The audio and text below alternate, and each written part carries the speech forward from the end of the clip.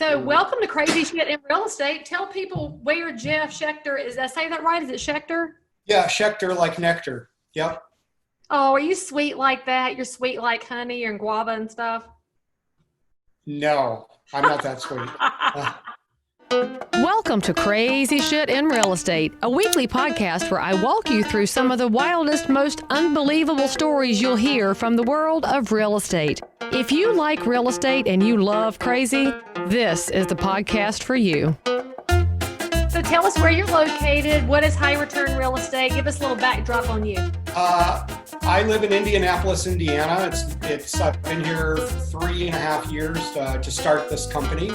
And we basically have a done-for-you service for investors that want rental properties that have already been rehabbed, already been acquired correctly, professionally managed, tenanted, cash flowing. They don't want to do any of the work. They just want all the benefits and the tax write-offs and all that of that. And so we provide a service where we do all of that for them, and we do all the heavy lifting. So they want to own real estate, but they don't want to be like a REIT where they just own a little piece of random stuff somewhere. They want to own the actual house? Correct. Yeah. And we work mostly we're in Indianapolis because all of our teams are here, but it's a great city for investing and the price to rent ratios are really great here.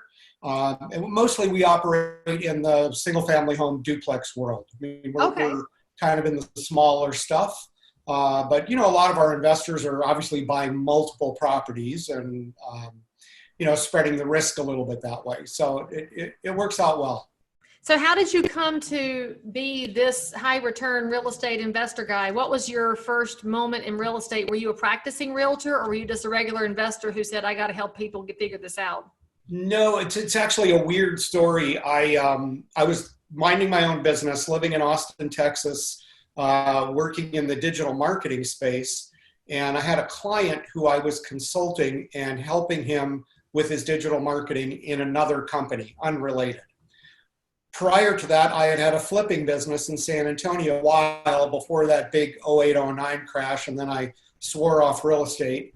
And anyway, this guy reaches out to me from Michigan. He's one of my clients and says, hey man, I've been buying some properties in Indianapolis from this turnkey company. I've been getting pretty good returns. I've been referring friends and family. They're paying me some referral fees, but you're a great marketing guy. I feel like there's a business here.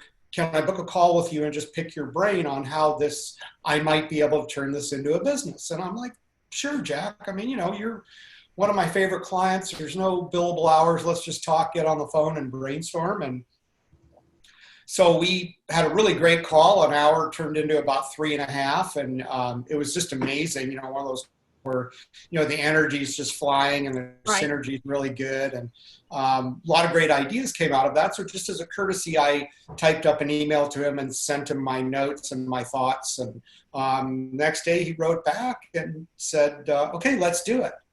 I'm calling him up. Let's do what? I mean, we were just talking yesterday. Dude, WTF, let's do what? And he's like, no, I worked with you for a while. I've never met you in person, but you got a great work ethic and you understand marketing and you understand real estate. You've been in it before.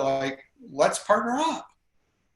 So that was the seeds of how this company started. We went quite a bit of evolution because we had bolted onto that other company as a sales and marketing division, and they turned out to be just horrible and slumlords and whatever. And we spent the next couple of years fixing all those problems. And subsequently, we have developed, because I'm kind of anal retentive, and we're also both investors. So we're selling to investors, and we wanted to create something that we would want. How could we, so we're our own customers too, and that's really the best way to do it. So we have since developed all of the acquisition processes, rehab processes, partnered with just an amazing property management team where we've integrated our services. So we provide basically a one-stop shop for the investors, and it works out really well. So you mentioned slumlords, and I think that's probably the reason most people never get involved in rental real estate. They have this picture in their head that it involves really crappy houses and really crappy people renting them, forgetting that there's as many different kinds of rental real estate as there are residential and commercial real estate. And you obviously chose not to be in the ugly side of the business. But does that mean you don't work with affordable properties, or do you just think about the societal and community impact of an affordable house differently than the traditional slumlord does? It's a great question. There's a number of answers to it. Number one, we don't make any bones about the fact that we are in lower to middle priced income areas. So we're not necessarily doing the pretty house in the suburbs. We're doing probably more city stuff where the price is much more attractive, as are the price to rent ratios.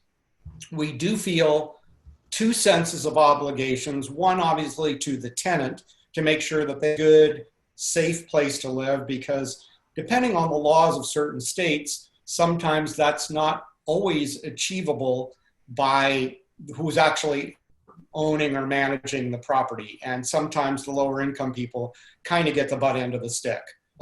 So on the flip side, obviously, the investor wants a really solid property. So in an effort to make sure that the investor doesn't even have to trust us, we've built in a lot of processes of complete transparency. So, everything gets already inspected, everything gets, before and after pictures, drones, there's not, and they can always come visit us too if they want. Very rarely do they do that, but we happily welcome people to come see us in Indianapolis. And if they do, they'll usually buy things very, very quickly. But for the investor who is out of state, which is 99% of our business, we make it very, very easy to make those kinds of decisions and for them to feel good about things. So where do most of your investors come from? Are they coming from high cost markets like California or high tax markets like New York? Where do you see people that want to own Indianapolis real estate residing currently? Yes and yes. California, Washington, Oregon, Colorado, Miami, New York. Go back and stop your sentence at Colorado, because all those areas you mentioned happen to be very big proponents of rent control. So let's just talk about the legislative impact of investment real estate for a second. Is rent control causing a problem in other markets that are benefiting you in a reasonable area like Indianapolis? I don't know the specific answer to that. I think it certainly could. I mean, obviously, I'm against rent control because just in general, as an entrepreneur, forgetting about real estate for a minute, I don't think that it's government's obligation to come in and mess with the free market formula, right? So, in that regard, I'm against it. But, obviously it exists, and, it's a rub for investors, obviously. It's like, hey, I'm going to buy this property, maintain it, and then you're going to tell me how much I can charge. So, typically things are in real estate, like everything else, are very cyclical. So as values and prices increase and people can't afford to live there, they tend to move and go elsewhere that's more affordable. It's just the way it works. Whether it's fair or not, that renter is a completely different argument. But again, it just depends on which side of the aisle you're on, let's just say politically. But I'm a very much believe in free market economies. I think that there's a natural progression of things that will automatically correct itself. And look, we're seeing that now. I mean, obviously we're recording this in the middle of I guess there's apparently some flu virus running around. And, things are pretty topsy-turvy. So there's a lot of corrections going on right now that we were due for anyway. It's a natural cycle.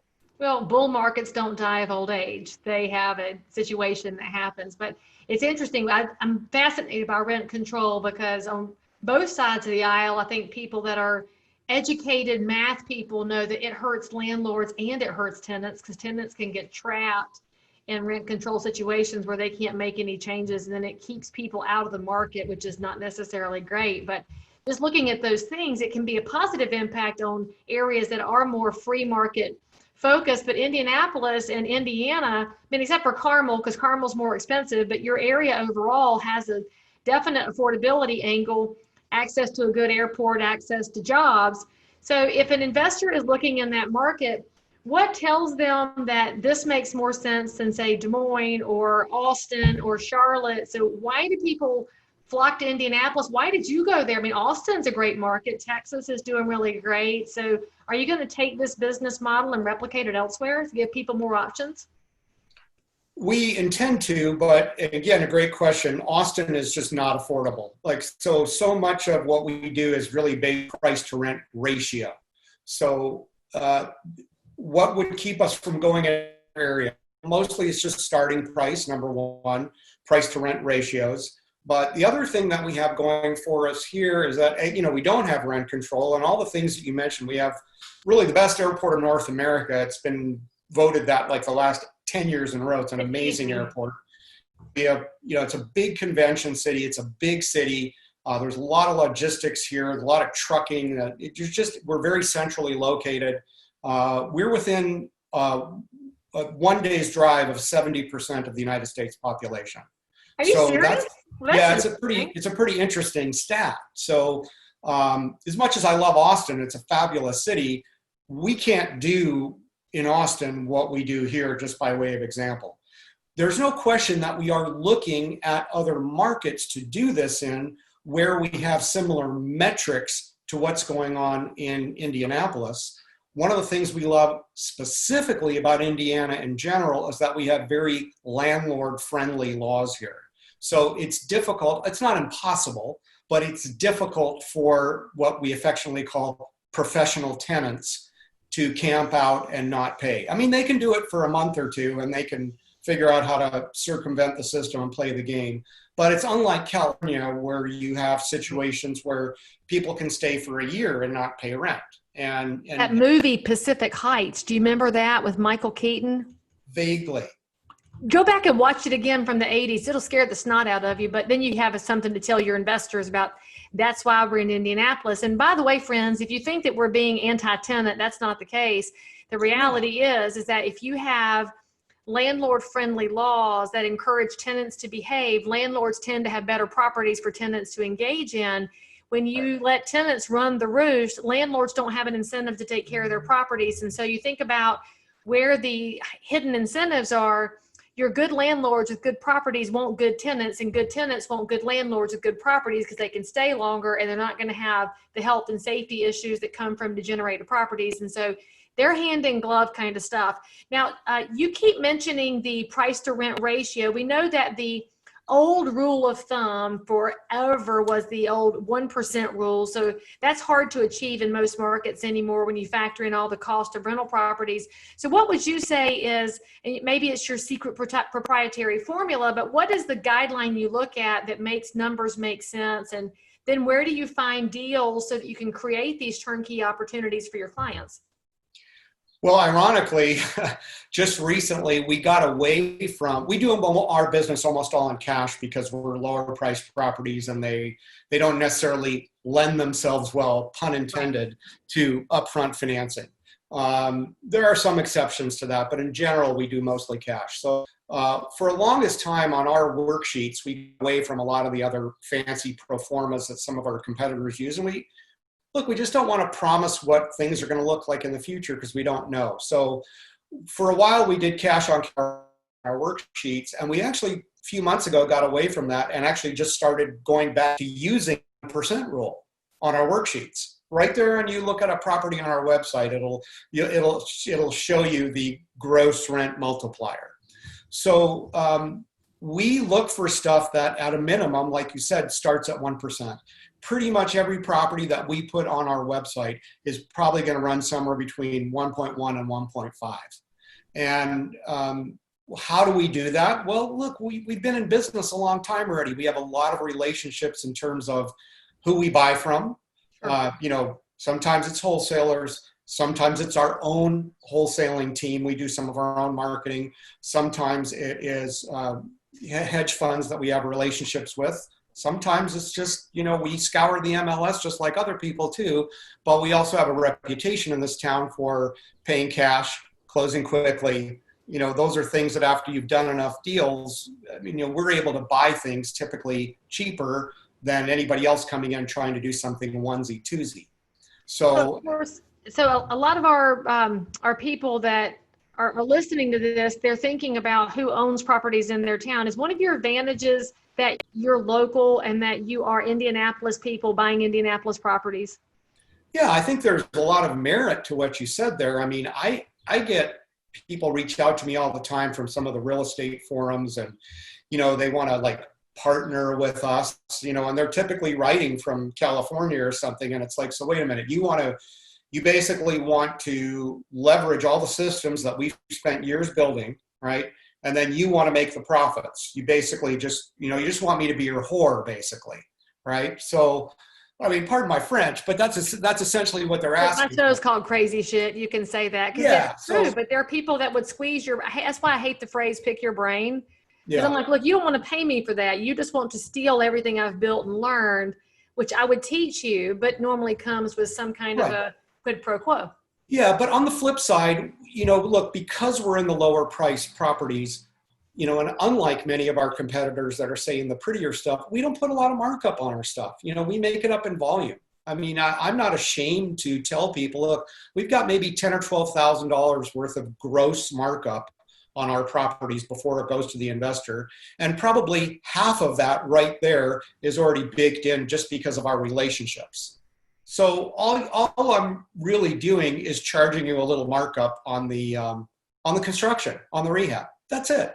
You know, and you're walking into a fantastic property that's been vetted, that's priced right, that's got all the systems are in fantastic shape. Your CapEx is going to be very low for many years. And you're buying in a city that is actually going through a renaissance right now. We're seeing a lot of gentrification and, you know, I mean, and frankly, I don't know how long we can continue doing that because the gentrification is catching up and it's creating some upward price pressure. And, you know, who knows how much longer we're going to be able to do this and offer the kinds of deals that we can for our investors. So that makes me a little nervous. Right. And at the same time, I know that you want to make sure that tenants have decent properties to select from. And it gets really challenging in the opening price points when you're in an improving market. And I think it's something that we're going to have, you know, bigger discussions on nationally to figure it out, because you have to have options and it shouldn't be between crap and super expensive. Yep. So let me ask you one more question in regards to the properties that you deal with. You've probably been in and around a lot of houses that you walked in and said, what's the craziest thing you've seen? I mean, my listeners and my viewers, they love the crazy stories. And so in rental real estate, we often see things that you can't unsee. So tell us something you saw in a house before rehab or something that happened after rehab that was jaw-dropping for you, but you still found a solution on the other side to create a tenable situation for the owner and for the future occupant.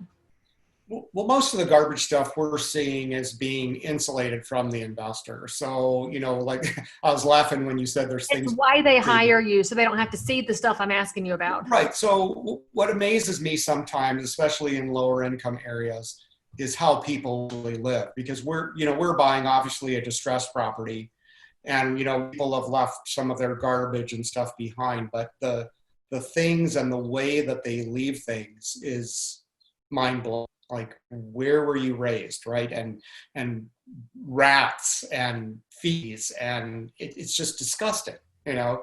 And, you know, we obviously have that's part of the rehab cost, is the cleanup and the clean out. And, you know, we've had some situations where we've had to pay crews like thousands of dollars just to clean up and clean out prior to even starting the rehab. Yeah, biohazard. Yeah, exactly. So we've got to factor that into our rehab costs as well, you know. So, you know, on the other side, as we get done, there's still a lot of difficulties sometimes dealing with local municipalities. Like, you know, we had a situation recently where we were finishing up a property, really beautiful, turned a 3-2 into a 4-2, really, really nice rehab. And there was some issue with the water meter in the crawl space. So so we replaced the water meter and, you know, got everything fixed up. And the city came by and said, no, we're not accepting it. What do you mean? It's fixed. It works great. It's like, well, you're going to have to do a whole new line to the curb. Ah. So because they want the owner to pay for their infrastructure. That's just politics. That's just the way it works. And that is a growing problem nationally, friends. If you didn't know about this, Jeff ain't playing. It's happening crazy. Yeah. It's a pain in the ass. And so we looked at it and we went round and round with the inspectors and the local utility and all that stuff. And, you know, they know us. I mean, we do a lot of stuff in this town. And they just weren't budging. And so they said, look, if you want to have water flowing at this property, you're going to do this. So meanwhile, between what we had already paid. Blackmail. Yeah, I know. It's blackmail. It's extortion. So if we wanted to, between paid for the initial repair of the meter and the pit and all that, then pulling the whole new line to the curb, then getting the inspector back, blah, blah, blah, blah, blah. Meanwhile, $10,300 later, we were done with that shit, right? And it's like, okay, that's $10,300 to our rehab cost, right? Like, so that is not, you know, for investors that are listening to this, by the way, we're not charging you anymore for that property because we can't. If we put another $10,300 onto the cost of that property, you would not like the cash flow numbers and you wouldn't even buy it anyway. So who gets to eat that? We do, right? It's just part of the game of being in this business. But it also, I believe, is kind of a selling point for the investor, because any investor that says, hey, I can do this stuff on my own and I can read an ebook from some guy that's going to tell me how to, you know, build a team from 7 states away, you know, my feeling is, man, go for it. Let's see what you got. You know? I will say this though, you guys may have figured out how to eat it, but y'all, this is why you need to be paying attention to who gets elected on your city councils and county commissions and who's on planning and zoning handling infrastructure. Because unfortunately, as citizens, many of us pay attention to the politics in DC and we're not watching the local level. And if you're an investor who's looking at properties in Indianapolis, just because you don't live there doesn't mean you don't pay attention, because you might be able to hoof at that time. But if your next door neighbor is a senior citizen who's lived there for 40 years, she may not have the 10 grand when the city comes to her and makes her replace that pipe to the curb. So you better pay attention to these cries for infrastructure, ask who's paying the bill, and then stay involved on the local level. This is getting to be bigger as our infrastructure ages across the country. And I mean, I'm with Jeff. If I own the property or I'm working with an investor, we're gonna find a way to manage the numbers. But I'm super concerned about these areas. Jeff's already mentioned regentrification hits areas, and you've got some really vulnerable parts of our population who can't afford to eat this, and the city don't give a rip. So pay attention, be involved, and then when you're investing out of the area, it's always wise to use somebody in that area who's not fly by night and who lives there, can drive by it and give you some boots on the ground perspective. So Jeff, if somebody's interested in finding out more about your services, how can they reach you and the team at High Return Real Estate? Just like the sign says, you know, go to highreturnrealestate.com. Just put a .com on the end of it, High Return Real Estate. And we also have a podcast too. It's called the High Return Real Estate Show. And we talk a lot about buy and hold kind of stuff. And that's a whole lot of fun for me. And but yeah, you can see our properties and everything we're doing right on the website. And we'll have all of Jeff's links in the show notes for this episode. So go check out the podcast, ask any questions you have. And if you're an investor looking to place money somewhere besides where you live, then you may as well call Jeff and see what Indianapolis has to offer while you still can. And I got to point out, one of my guests on an earlier episode, he said, you don't wait to buy real estate, but you buy real estate and wait. And I love that phrase. I'm going to keep stealing it and using it because that's how this stuff works. You buy and hold. Jeff, thank you for coming on the show and for giving me a chance to jump on people about local politics while you tell them how they can have a turnkey real estate existence taking care of even our opening price points in a great way. So I appreciate what you're doing and in the community as well as what you're doing for investors. So thanks for your insight and input. Yeah, thank you. It's been a pleasure. And I do agree with you that we are much more affected by local politics than we are by national. I know that people don't think that right now, but that's a reality that people don't quite get. So I appreciate you going down that road, and thank you for having me. Absolutely. So friends, make sure you listen and subscribe to what Jeff's got going on over there. Make sure you hit subscribe to Crazy Shit. Give me 5 stars and a review because I appreciate that. You want to show up in a future episode because you've got some angle of real estate you want to talk about that is way over the heads of HGTV or is just frankly more interesting, give me a shout. We'll feature you in a future episode. And hey, audio listeners, we're on video now, so come to YouTube if you want to see the faces. Otherwise, I'll see you next time. Awesome.